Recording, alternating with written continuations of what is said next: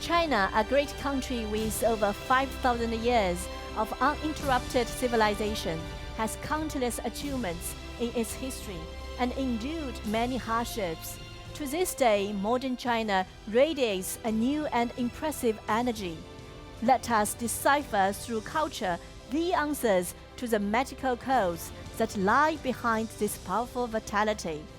Welcome to this episode of Chinese Practice with Chinese Wisdom. Today we are going to decipher the cultural code of governing by virtue. What kind of spiritual trait is it in Chinese culture? We have invited British sinologist Dr. Benjamin Coles and Miss Alice Orsh, a musical content creator from France, to join us in the discussion. Benjamin, welcome to our studio. Please take a seat. Alice, welcome to our studio. Please take a seat. In another studio, we have also invited other three guests.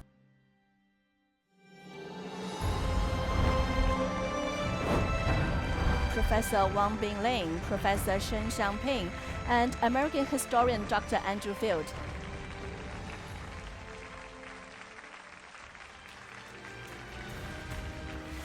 Over 100 young people from home and abroad are also present as our audience.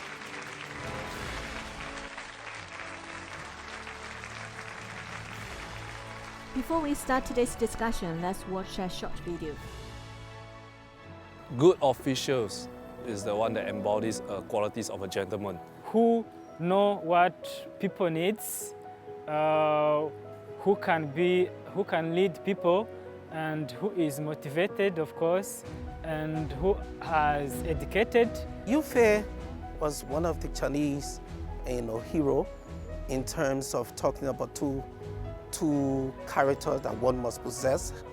As an official of the government at this time, he was talking about devotion and benevolence. 黑脸的保公, and I feel like it's like the character is so amazing. Jia Yulu, Lancaster City, and Hushi, he's from Hanzhou, and Yu Fei. These are famous. In the short video, many people mentioned the qualities of sincerity, integrity, and love for the people possessed by the Chinese officials. These are all manifestations of the traditional Chinese wisdom of governing by virtue. First, let's take a look at a calligraphy work and see how it is written in Chinese. Next, let's invite our old friend Uncle Hanzi, Mr. Richard Sales, to analyze the Chinese character.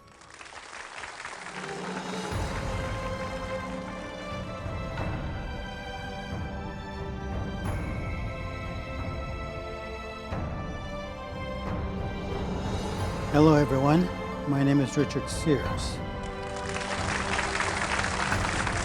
Wei Zheng Yi De. The character Zheng, meaning governance. The pronunciation of the left part of this character is also Zheng. And this is its oracle character. The lower part, Zhi, means foot. And the upper part, the circle, means a city. So it means a person marching toward the city. This is the seal character for Zheng. And this is the modern character for Zheng.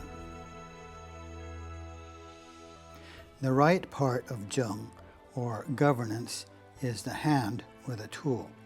Its pronunciation is Pu. This is the oracle character. This is the seal character, Zheng, which means governance. Thus, my understanding of Wei Zheng Yi De, governing with virtue, means that the government should use ethical methods to govern the country. Thank you. Where does this Chinese phrase originate from, Dr. Coles? Can you explain it to us? Yeah, so when I teach Chinese philosophy at university here, usually the foreign students who come to study traditional Chinese culture always encounter Confucius first, and he's, in his teachings, placed great emphasis on virtue. This saying, governing by virtue, comes from his famous book Analects. It says, governing by virtue can be compared to the North Star, which remains in its place while the other stars pay it homage. And so this is an analogy based on the way of heaven. So this reflects the core principles of governance in ancient China. I've been studying Chinese traditional painting, and actually what I find fascinating about this subject is that Chinese people would often communicate sentiments through objects, and so specific objects would symbolize their pursuit of virtue. So for instance, the orchid would symbolize nobility, elegance, while bamboo would symbolize integrity, fortitude, and humility. I think this is because China has a long-standing history about valuing virtue and putting it as the highest personal aspiration for someone. The pursuit of virtue has become ingrained in Chinese culture through the history. When we study Chinese philosophical texts, we can easily see how being moral in personal conduct, ethical in social affairs, and virtuous in official duties are values that Chinese people have long advocated. This is closely tied to China's tradition of governing by virtue through cultivating civilized individuals.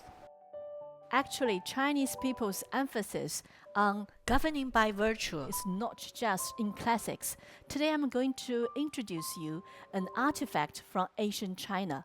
It is a bronze ritual vessel from nearly 3,000 years ago.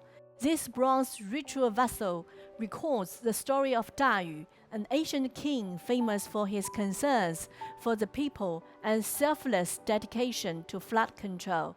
In the 98 characters inscribed on it, the word virtue appears 6 times in a bid to praise the virtues of Da Yu, hoping that future generations could learn from him. Yeah, so the great importance placed on individuals' moral cultivation in ancient China is reflected in many texts, not only the Analects, such as in the Zhongyong. The concept of governing with virtue emphasizes that those in power who hold the public authority in the country should possess noble moral character. Then how did ancient China advocate individual morality and the concept of governing by virtue? Let's hear the interpretations from the experts. In ancient times, emphasis was placed on selecting officials on the basis of merit and governing by virtue, all of which emphasized the Chinese character, virtue. The traditional Chinese culture advocates that officials should enhance their personal cultivation by emphasizing qualities such as loyalty, honesty, integrity, incorruptibility, prudence, and diligence. They should also prioritize appointing candidates who are capable, who care for the people, who accept advice, qualities that are essential political virtues. In the governance of ancient China, there exists both moral guidance to encourage virtuous behavior and a solid legal system. In other words, China employed a combination of propriety and law, merging ethics and legislation. However, overall, governing by virtue remained the underlying and dominant philosophy in ancient Chinese statecraft. As Confucius put it, guide people with government policies, keep them in line with punishments, and the people will try to avoid punishment, but have no sense of shame. But guide them with virtue, keep them in line with propriety, and they will have a sense of shame and correct themselves. Ancient Chinese society gradually formed a governance model where virtue took precedence and punishment played a supporting role. Like yourselves, I memorized the great learning. I still remember the first part. 大学之道，在明明德，在亲民，在止与之善. For many centuries, this text, memorized by all educated men, not only in China but also in Korea and Japan, formed the moral foundation for ethical governance. How did outstanding officials in ancient China practice governing by virtue? Next, let's get to know the story of a county magistrate in the Qing dynasty. One year during the reign of Emperor Qianlong of the Qing dynasty, Weixian County faced one of the most severe famines in its history. With people starving to death, throughout the area. Zheng Banqiao couldn't rest easy and repeatedly petitioned the imperial court to open the granaries and provide relief. But he received no response from the court. In desperation, Zheng Banqiao persuaded the wealthy families of the county to take turns setting up soup kitchens and ordered the affluent individuals hoarding large quantities of grain to sell it to the starving population at market prices. However, there were still many hungry people waiting for help. Feeling the urgency of the situation, Zheng Banqiao decided to open the official granary. His subordinates advised him to wait for official approval from the court. Disregarding their advice, Zheng Banqiao resolutely opened the granary and distributed food. He declared that if there were many censure from higher authorities, he would bear consequences himself. As a result of his actions, Zheng Banqiao was removed from office. On his day of departure, the people of Weixian County bid him farewell, accompanying him for 25 kilometers. The character in the story, Zheng Banqiao, achieved profound artistic accomplishment, and I believe that few foreign friends have heard of his name. However, few people know that he was also a civil servant in ancient times who prioritized the hardships of the people above anything else. Yeah, I know there were many such officials in Chinese history, and I'm thinking about Su Dongpo. In the West Lake in Hangzhou, Su Dongpo actually oversaw the construction of an embankment in the West Lake. So these officials' charisma and character actually allowed their stories to be told for over 1,000 years. I know that there's an ancient concept in China called the three immortal ideals, according to which the highest ideal is to prove oneself through virtue, the second highest is to prove oneself through one's achievements, and then the third is to do so through one's teachings. No matter how much time has passed, these ideals will remain immortal, never die. So in the Chinese worldview, the virtue always comes first, whether it's in personal conduct or practical achievements or in writing books.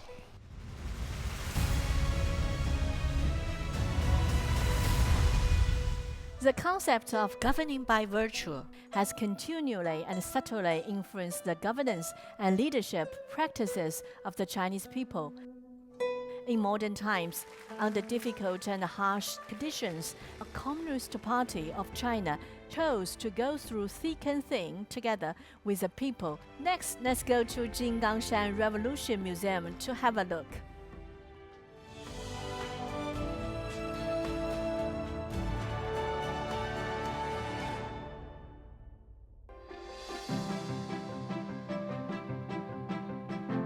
Just imagine, this pottery jar containing salt was buried for 31 years. It is now displayed in the Jinggang Shan Revolution Museum. What is unique about this pottery jar? Today I'll embark on my journey of searching for answers.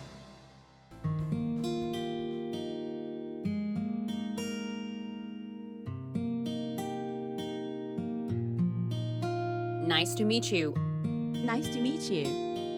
The salt was given by the Red Army to Li Shangfa, a villager in Jinggang Shan. However, he couldn't bear to consume it, so he packed the salt in the pottery jar. It was not until 1959 that Li Shangfa donated this jar of salt to the Jinggang Shan Revolution Museum, which is now a national first-class cultural relic in our collection. Couldn't bear to consume the salt. Was the salt very scarce and precious at the time? Yes, the enemy imposed very strict economic blockades on Jinggang Shan. Salt and medicines from outside could not be transported into the revolutionary bases. Working staff at the CSR government upheld the principle of having salt, we share with the people. Having no salt, we go through the hardships together with the people. Did it also apply to the senior officials at that time? Of course. So many touching stories behind this small pot of salt. Why did the people support the CPC so heartily? How could a single spark start a prairie fire? I believe we can find the answers from the small examples of the CPC members' actions, of their care for the people, their diligence, and as they always maintain their integrity.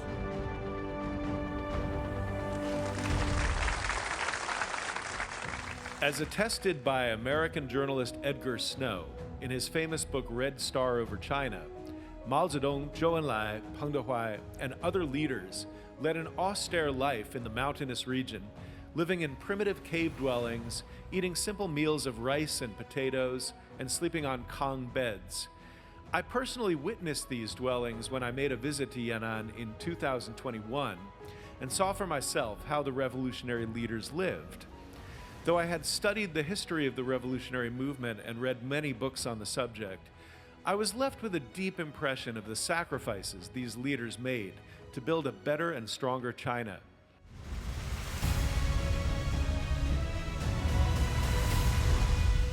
Entering the new era to meet people's desire for a happy life is our mission. Next, let's follow our camera to visit beautiful Xizang.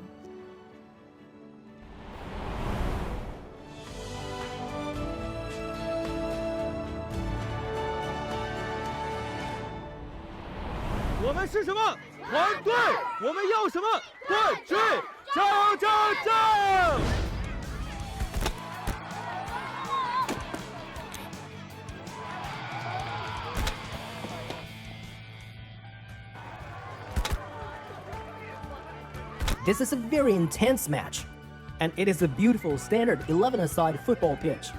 However, different from those pitches in cities, this one is in Medog, Xizang. It's exhausting. Let's take a break during halftime. Dear friends, Medog is truly a great place, but it has a unique characteristic, a highly complex geographical environment. For example, as you can see over there, there is a cliff just 50 meters away. Medog is located above the Himalayan fault zone and the Medog fault zone. It is also the last county in China to have a road connection. Can you imagine the challenges of building a football pitch here? Next, please follow our camera to learn more about the stories behind this. Hello, Principal Namgil. Hello, presenter. Hello, Director Liang. It seems that the students love your class. Yes, they really enjoy playing football. Moreover, the conditions are excellent now. During our time, we couldn't afford good footballs, so we played with paper-wrapped balls. We had to walk with the students, crossing snow-covered mountains, and then reach the downtown of Nanyangji to participate in competitions.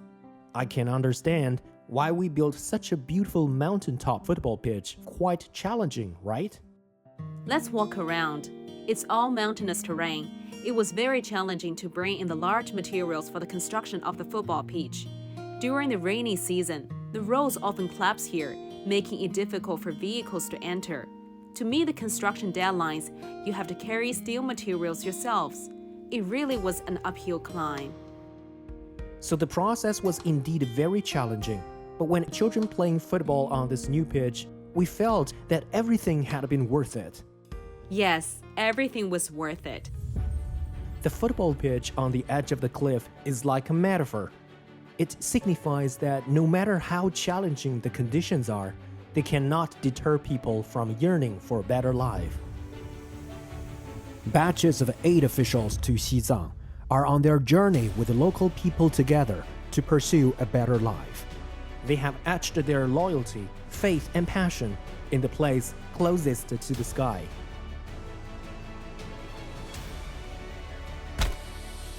Who is our idol? Neymar. What is your dream? Beating Neymar. Medog is the last county in China to have a highway connection. Building a football pitch in such an isolated place also presents immense challenges, as one can imagine. Dr. Coles, how do you see this? Yeah, this kind of development can be attributed to the government's policies of pairing up aid to Xinjiang and Xizang. Since the 1990s, there have been groups of people and officials coming from various other parts of China to work in Xinjiang and Xizang, including officials, doctors, teachers, and also experts from other fields. And they bring funding and also technology to the local people and sometimes stay there for 2-3 years, reflecting their spirit of dedication. China's poverty alleviation miracle is inseparable from thousands of poverty alleviation officials. In Fujian province, there was a county party secretary, Liao Junbo. In order to squeeze out more time to solve the problems of the people, he often ate and slept in the car. In 2017, more than 30,000 people in Zhenghe County were lifted out of poverty. In March of that year, he passed away in a car accident while on a business trip. Alice, what do you think? So I've been to Fujian province, to Wuishan mountains, and I noticed that there are many small villages in the mountains areas. They are covered with bamboos, and maybe 2 points on the mountains look very close, but actually very hard to reach. Maybe would need 1 day walk to reach this other point. So yeah, it's hard to lead people out of poverty in these mountainous areas. And yeah, I admire Liao Junbo, who helped people in these mountains. Governing by virtue is traditional Chinese wisdom. The Chinese government has developed policies to enhance the well-being of the people and enrich the people. At grassroots level, there are also a set of working methods that align with China's conditions. And I know that there is something similar in China, actually. In the compound I live in Shanghai, there is a neighbor community as well. And besides, I've heard something pretty interesting. When disputes arise among relatives or neighbors, there are specialized mediators who can organize these visits to learn about the situation by combining the law and the facts to organize a solution. Let's visit a sub-district in Nanjing.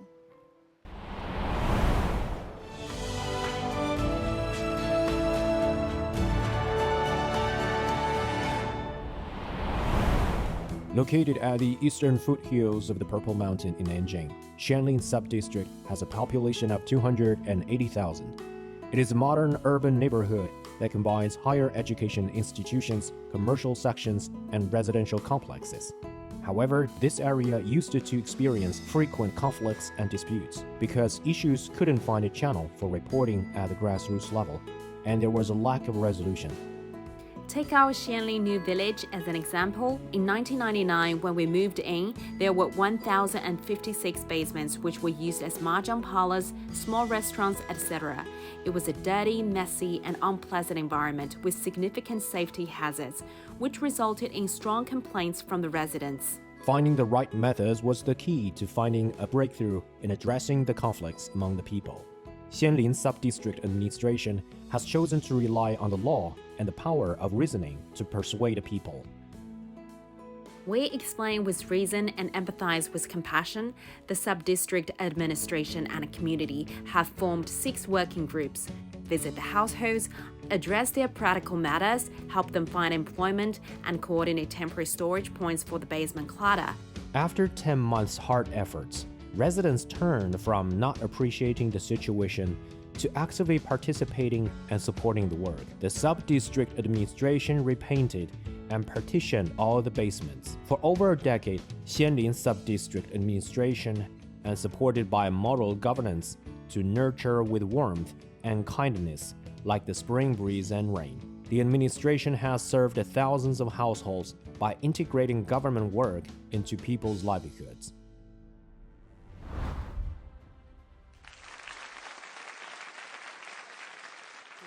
This short film effectively demonstrates the combination of governing by virtue and the rule of law in China's new era of grassroots social governance.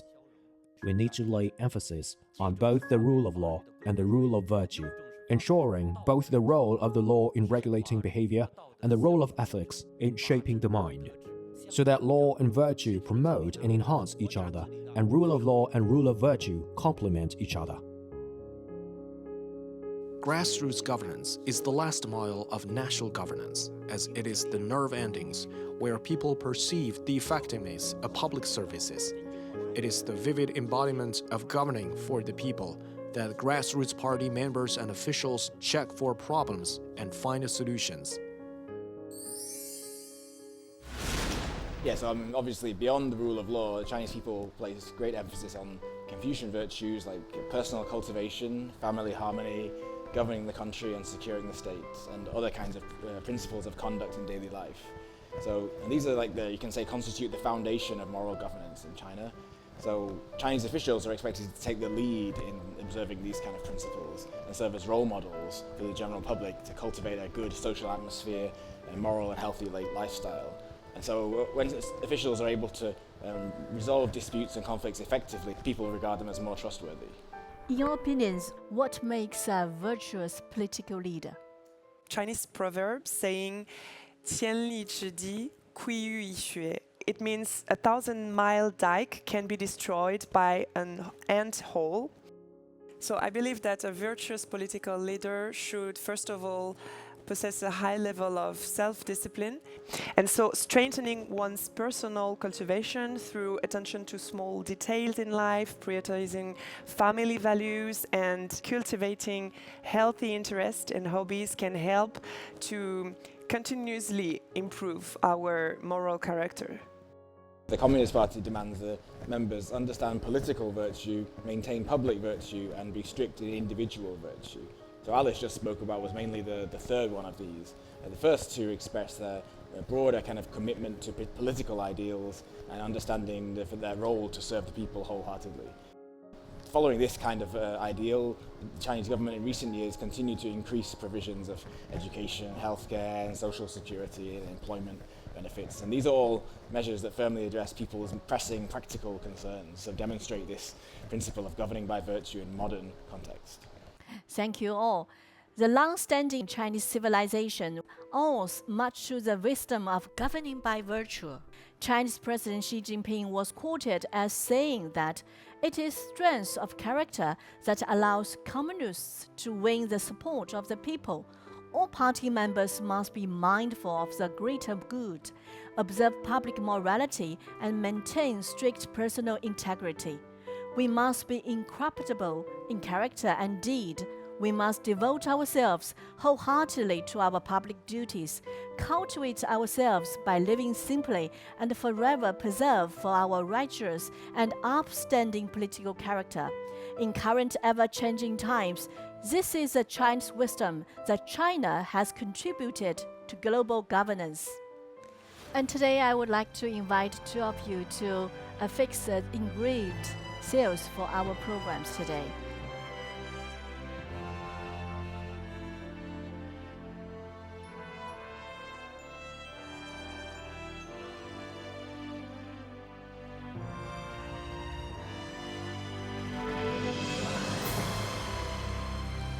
So would you two show to our audience?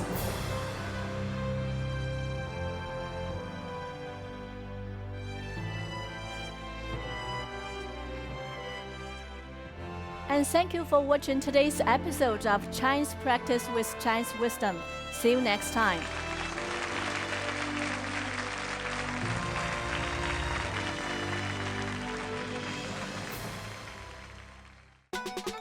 泱泱中华5000年，一脉相承世无双。三皇五帝文明史，诗书礼乐远流长。天下为公行大道，求索千载谋大同。民为邦本世人正，本固邦宁社稷稳。为政以德如北辰，正己修身重心拱。革故鼎新常思变，生生不息永无穷。任人唯贤无偏私，五湖四海论英雄。天人合一法自然，和谐共生道相通。自强不息天行健，百折不挠气如虹。厚德载物地势坤，海纳百川人有容。讲信修睦诚为本，协和万邦命运共。亲仁善邻和为贵，人间正道是大同。说不完千